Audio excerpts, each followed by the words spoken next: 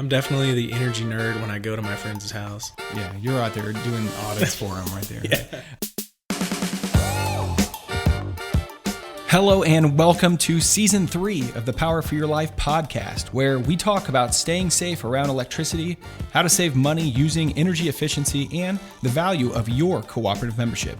I'm your host, Harrison Waters, and we have started the season off right with our guest, Nick Seiner from Southwest Electric Cooperative. He's here to tell us why our electric bill is higher in the winter and some tips on how to keep your heat in and the nasty cold outside. Take a listen. All right, Nick, introduce yourself. Tell us where you're from, what co-op, and kind of your job role. Sure. Nick Seiner. I work at Southwest Electric Cooperative. We're just north of Springfield, and we serve all the way from basically Springfield to Lake of the Ozarks. My role there, I've been there for a little over 12 years.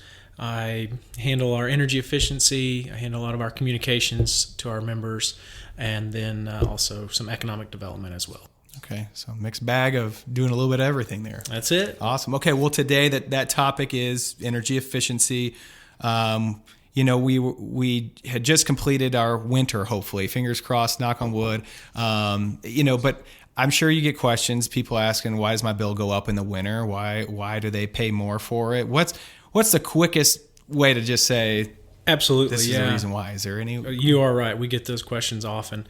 And the kind of the easiest way to get your head around it, because a lot of people will say, well, listen, I haven't changed anything. I haven't changed my heating. I haven't turned it way up when it got cold. I keep my house the same temperature, year round. The easiest way to explain that is that obviously as the temperature drops outside, your house is losing heat faster. And so your heating system has to work harder. And so the more cold days you have, the colder it gets, you're going to see a rise in energy. And that is across the board, whether you're heating with electricity, with natural gas or propane or wood, it's going to use more of that energy. And so, it's across the board. It's not just like on your electric bill, if that makes sense. Yeah, and I think one of the biggest things was recognizing that in the summer, it's 90 degrees outside. You want your house to be 70. There's a 20-degree difference. Yeah. But it's 0 degrees and you want it to be 70. How much work does your HVAC have to do to make up for 0 degrees outside? Right? Absolutely. Yeah, that's a great way to explain it as well. So, your air conditioner is only having to bring your house down 20 degrees from what the temperature is outside. If it's 90 and you want it to be 70, well, then if it's 0 degrees outside, it has to bring the temperature in your house up 70 degrees. So in theory, that's more than 3 times the amount of work it has to do when you contrast it to the air conditioning side. Mm-hmm. So that is one question we get a lot too, is just not understanding why the heating bill is so much more than the air conditioning bill. And that's the best way I know to describe that. Yeah. I think the other thing too is I often get off work and I get home, it's already starting to get dark outside. In the summer, it's not the case. I've got like 2 or 3 hours to run around and play with my kids.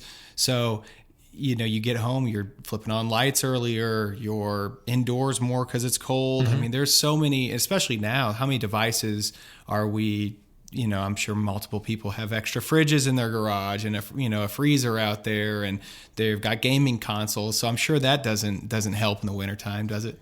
No, what we see a lot when people will upgrade their old refrigerator in their kitchen to a new Energy Star one. They take the old one and put it in the garage, and it comes their beer fridge or their extra food fridge. And so you're actually not helping. You're actually adding more energy usage when you do that. And you're right. Everything we use today seems to need to plug in or charge in some way, shape, or form. And so, overall, we're just getting more and more energy usage. Mm-hmm. That's my favorite, is that you said you get this brand new energy efficient fridge. You're bragging to your friends. It uses half the energy, but the other one's plugged in the garage. To your point, it's probably, I think whenever I go to friends' houses and see the fridges out there, it's hard for me not to be like, hey, hold on, you shouldn't have 3 fridges out here. So, yeah.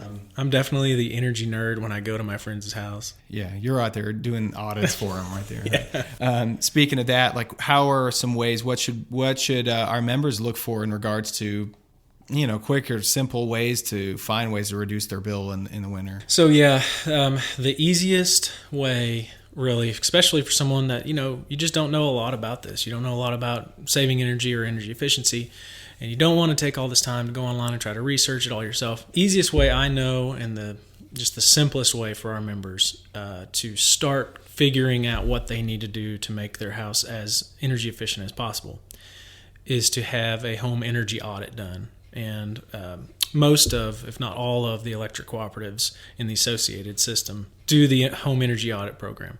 That is an awesome program.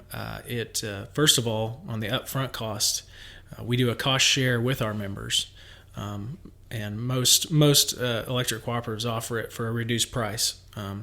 So that's a great upfront advantage of having it done. And then we contract those out with certified energy auditors. They're certified with the state of Missouri. They'll come out on site, do a full inspection of the house, kind of a head-to-toe inspection, if you will. Get up in the attic, check it all out. Obviously, check out the main levels of the house. If you have a crawl space, get down in there, check all your duct work, check for any energy efficiency opportunities in there, and check your heating and cooling system, your duct work again, for how leaky it is. Look for attic insulation levels in your attic. Same thing in your crawl space if applicable, or basement. You'd be surprised how many basements don't have any insulation as well. But so once they've completed the audit, they also when they're on site, they do what's called a blower door test. And this is how they measure how leaky the home is. In other words, by leaky, how much airflow is just freely flowing through it, and that is air that you've paid to heat or cool, and it's just leaving the house.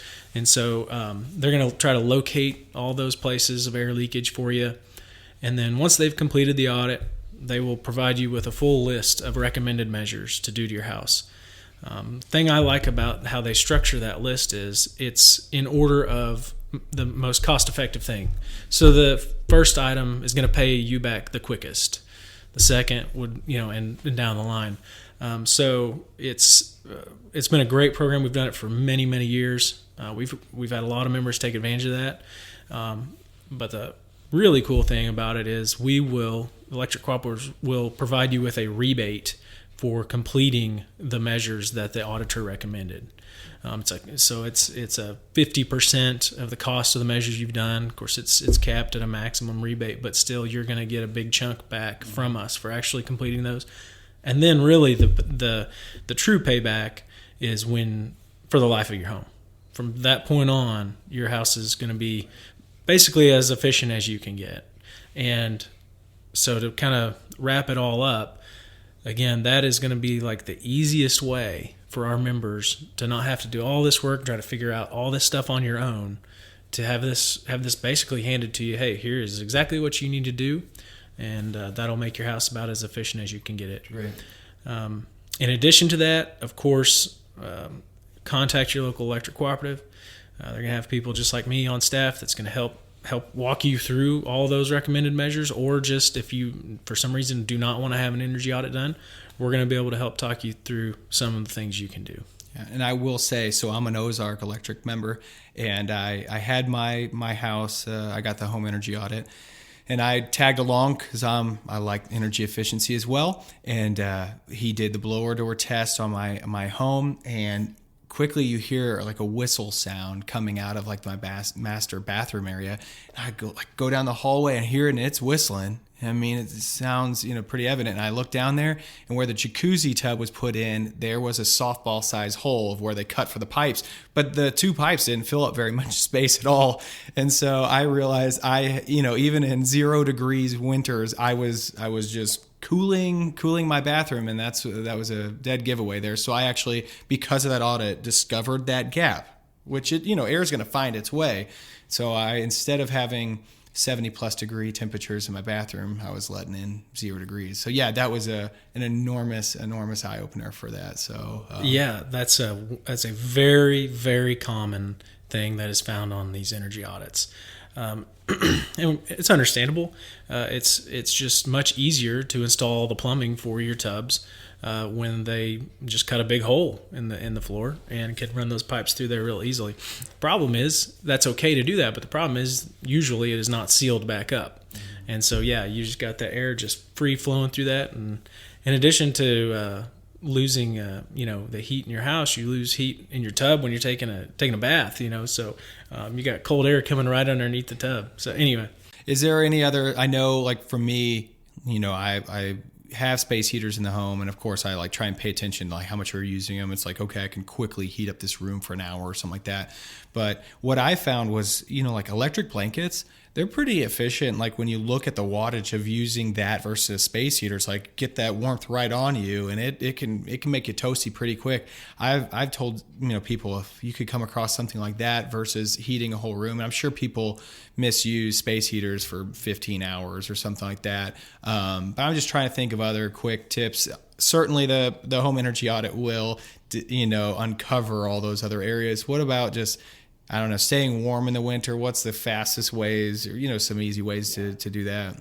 Absolutely. So there's quite a few things, but some of the most common one is first of all, quit running around the house with shorts and cut off t-shirt and no socks on.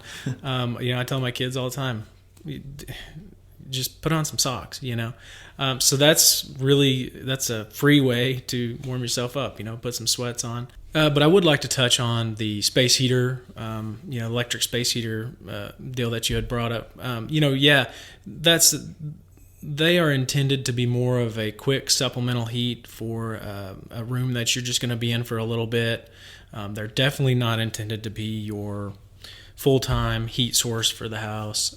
They can cost you basically anywhere, depending upon your rate that you're paying. You're going to be looking at between $90 to more than $100 a month if it was running 24 hours a day for an entire month for one electric space heater. So so if you're running your main system that whole time and you're still running electric space heaters, you can see how quickly they can add up to your normal bill. So I would definitely recommend that you try to find something else for your full-time main heating source other than electric space heaters.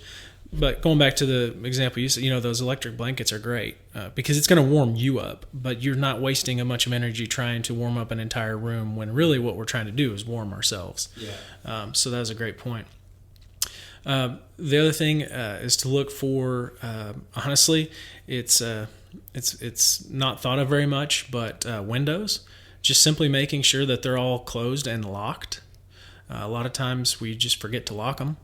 And so with the temperature differences, expansion and contraction, and the just normal vibrations throughout a house, those windows can kind of jar loose, and before you know it, you've got a little gap that you don't even know about. It could be in a room that you seldomly go in, and it's just letting heat out of the house 24 hours a day. Right? Yeah, and that lock seals it really well, because I've noticed a few of mine, like without it locked, it looks like it's it's certainly closed.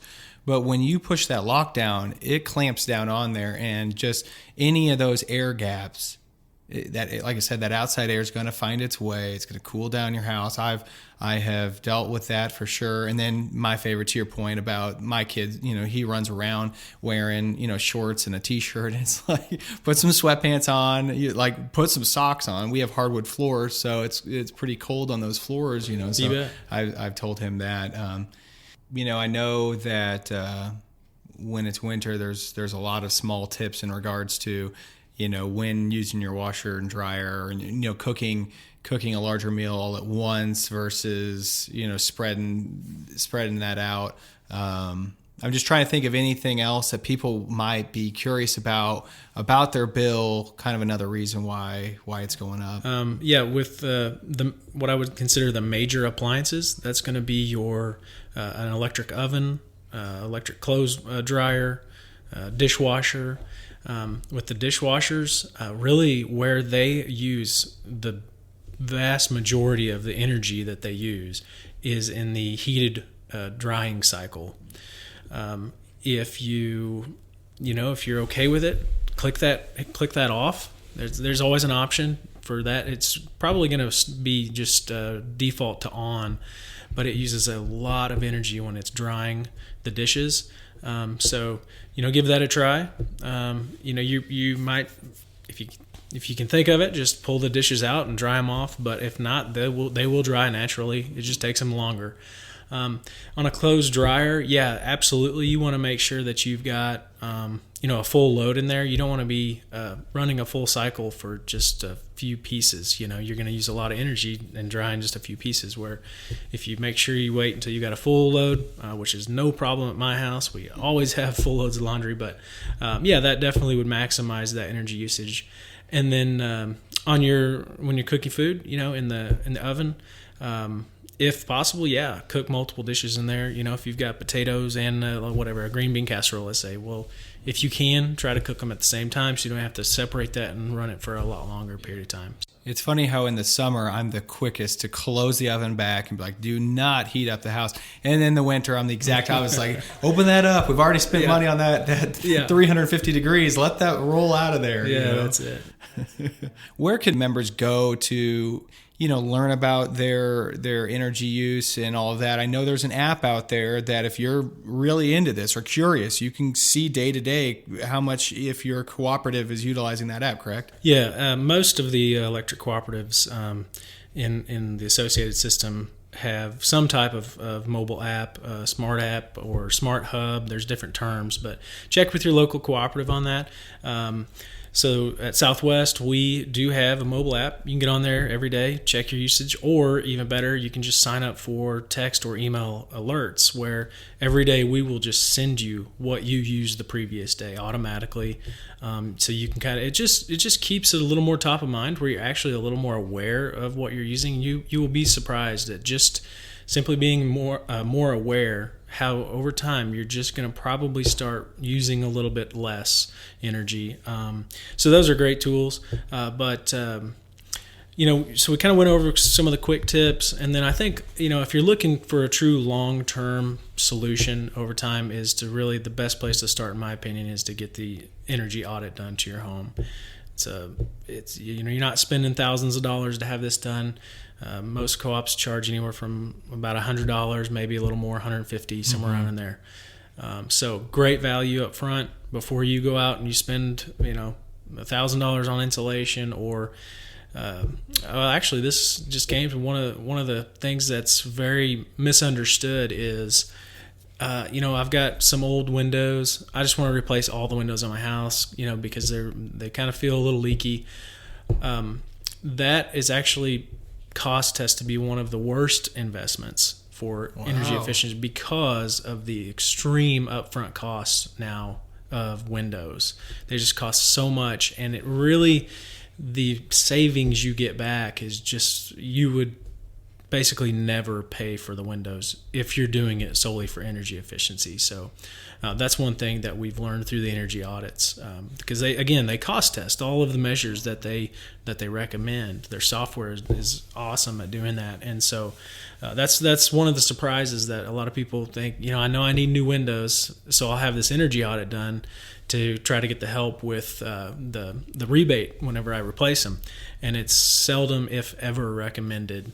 Yeah, that makes sense. If you're only, trying to seal those air gaps there and there, but yet you've got a softball size hole somewhere else, that can never even compete with a $10 fix to be thousands of dollars for windows. Because, to your point, windows. I will say, speaking from experience, the home energy audit, it highly recommended if you are into this. I mean, they are going to come up with things that are quick savings. That at the top of my list was the amount of work to insulate the pipe out of my water heater that would save $20 a year. It took 5 minutes.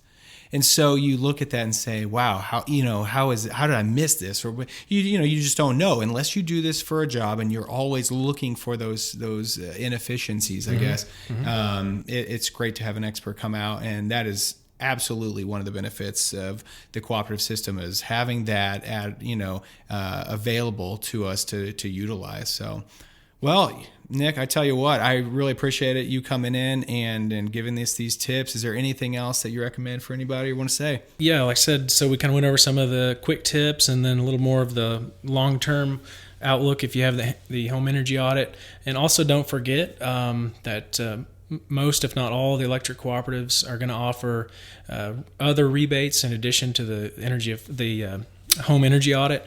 Going to have a lot of rebates for heating and cooling systems.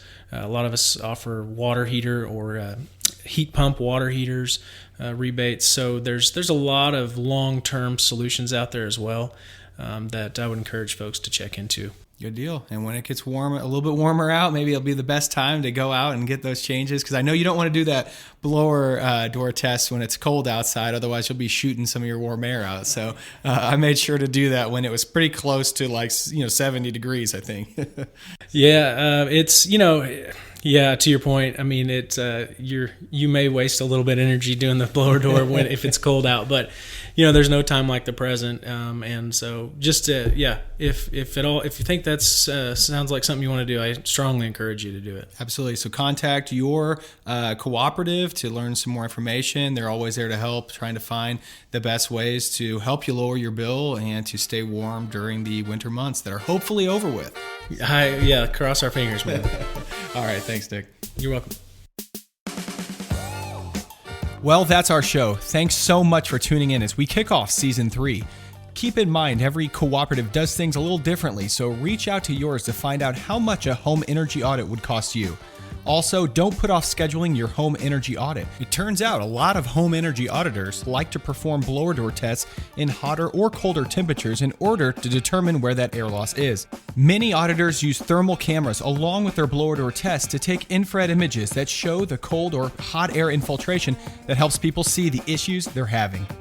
Once again, a big thanks to Nick Seiner and Southwest Electric Cooperative. And if you have a great idea for a podcast or someone you'd like to hear on an episode, reach out to us at membersfirst@aeci.org. Once again, I'm your host, Harrison Waters, and until next time, thanks for listening.